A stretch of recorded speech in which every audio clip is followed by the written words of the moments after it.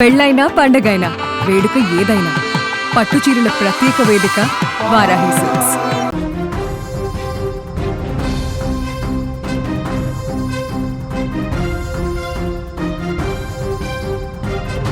హైదరాబాద్ను వణికించిన software engineer Tejaswini మృతి case ఇప్పుడు కేవలం ఒక ఆత్మహత్య కాదు, ప్రతి గంటకు మలుపులు తిరుగుతూ ఊహించని సంచలనాలకు దారితీస్తుంది. మొదట దేవుడి పిలుపు అంటూ దిగంబరంగా పరిగెత్తి చెరువులో దూకేసిన భావించినటువంటి ఈ కేసులో అందరూ కూడా నిన్న రాత్రి పోలీసులు జరిపినటువంటి సోదాలలో మైండ్ బ్లాంక్ అయ్యేటువంటి నిజాలు బయటపడ్డాయి. ఒక సాఫ్ట్వేర్ ఉద్యోగి నెలకి ఏకంగా ₹1,00,000 అద్దె కట్టడం ఏంటి?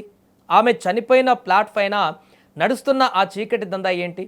అసలు చెరువులో మృతదేహం దొరికిన ఆమె పట్టుకు వెళ్ళిన విగ్రహం ఏమైంది? ఈ కేసును క్షుణ్ణంగా పరిశీలిస్తే 3 షాకింగ్ కోణాలు ఇప్పుడు కనిపిస్తున్నాయి. మొదటి కోణం మాయమైన అమ్మవారి విగ్రహం. పోలీసులు సేకరించిన సీసీటీవీ ఫుటేజ్ ప్రకారం తేజస్విని దిగంబరంగా పరిగెత్తుకుంటూ వెళ్ళి గుడిలోని అమ్మవారి విగ్రహాన్ని ఎత్తుకొచ్చింది. విగ్రహంతో పాటే చెరువులోకి దూకింది. తెల్లవారేసరికి తేజస్విని శవం నీటిపై తేలింది. కానీ ఆ విగ్రహం ఏమైంది? ఒకవేళ ఆమెతో పాటే విగ్రహం మునిగిపోతే డిఆర్ఎఫ్ బలగాలు రంగంలోకి దిగి గాలిస్తున్నా ఎందుకు దొరకడం లేదు?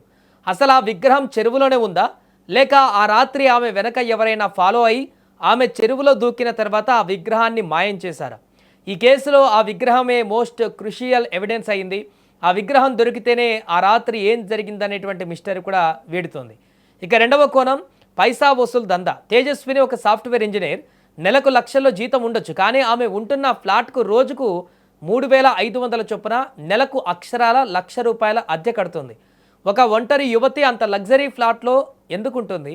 అంతకంటే షాకింగ్ ట్విస్ట్ ఏంటంటే ఆమె ఉంటున్న ఆ బిల్డింగ్ పై 2వ అంతస్తులను చట్టవిరుద్ధంగా అక్రమంగా ఒక లాడ్జిలా నిర్వహిస్తున్నారు. ఆ లాడ్జికి ఎవరు వచ్చేవారు? అక్కడ ఎలాంటి చీకటి వ్యాపారాలు జరిగేవి? ఆ అక్రమ లాడ్జ్ దందాతో తేజస్వినికి ఉన్న సంబంధం ఏంటి? ఆమె ఖాతాల నుంచి జరిగిన భారీ ఆర్థిక లావాదేవీలు ఎవరికి వెళ్ళాయి?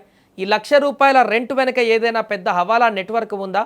పోలీసులు ఈ కోణాన్ని తవ్వుతుంటే సంచలన నిజాలు ఇప్పుడు బయటకు వస్తున్నాయి. ఇక మూడవ కోణం అత్యంత ఉత్కంఠ రేపుతున్న డెత్ డిక్లరేషన్. తేజస్వినిది ఆత్మహత్యనా, లేక ఆత్మహత్యలా చిత్రీకరించిన పక్కా ప్లాన్ మర్డరా? ఆమె చనిపోవడానికి ముందు ఒక డెత్ డిక్లరేషన్ రాసినట్లుగా పోలీసులు అనుమానిస్తున్నారు. అయితే ఆ లెటర్ నిజంగా తేజస్విని స్వహస్తాలతో రాసిందా, లేక ఎవరైనా ఆమెను బ్లాక్మెయిల్ చేసి బలవంతంగా రాయించారా? కొంతకాలంగా ఆమెకు భయంకరమైన పీడకలలు వస్తున్నాయని, దేవుడు పిలుస్తున్నాడని తల్లి అరుణకు చెప్పిన మాటలు నిజమేనా, లేక ఆమెకు వింత మందులు ఇచ్చి ఆమె బలవన్మరణానికి పాల్పడేలా ఎవరైనా ప్రయత్నించారా?